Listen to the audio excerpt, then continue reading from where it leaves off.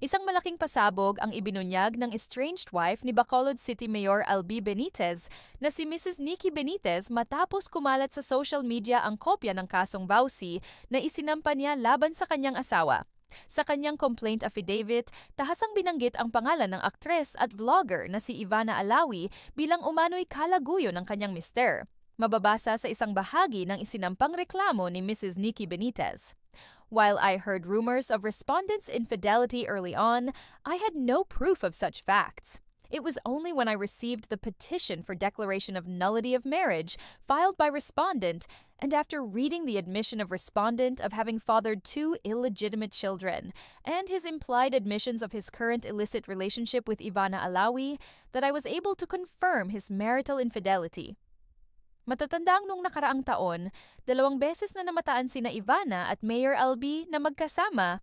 Isa sa mga pagkakataong ito ay sa Japan. Gayunpaman, maring itinanggi ng dalawa na may namamagitan sa kanila.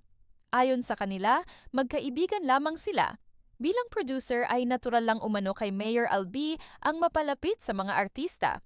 Samantala, sa isang Facebook post ng social media personality na si Jan Gaza, nitong Huwebes, Mayo 29, ay kinwestiyon niya si Mrs. Nikki Benitez. Ani Jan.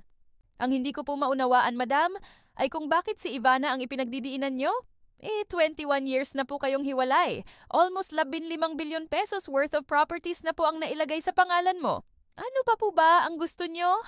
Madam Benitez, hiwalay na po kayo ng mister nyo 2003 pa lang. Bakit po si Ivana ang dinadawit nyo 6 years? Old pa lang po si Ivana nung naghiwalay kayo. Ang labo nyo po sa totoo lang. Sinisira nyo pangalan at imahe ng tao.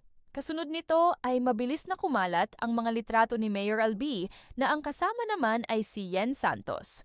Kapansin-pansin ang pagiging malapit ng dalawa sa mga larawan. Makikita si Yen na nakakapit sa braso ng alkalde at magkadikit pa ang kanilang mga pisngi na tila nagmumungkahi ng malalim na namamagitan sa kanila. Matatandaang sa mga nakaraang interviews, sinabi ni Mayor Albi na matagal na silang hiwalay mag-asawa at may legal na dissolution ng kanilang kasal. Itinanggi naman ito ni Nikki at iginiit na sila ay nananatiling magkasama sa iisang bahay at walang usapan tungkol sa annulment. Sa kasalukuyan, walang opisyal na dokumento o korte na nagpapatunay ng legal na annulment ng kanilang kasal. Dahil dito, nananatiling hindi malinaw ang tunay na estado ng kanilang pagsasama. Ano ang masasabi nyo sa lumalalang isyung ito sa pagsasama ni na Mayor Albi at Mrs. niyang si Nikki?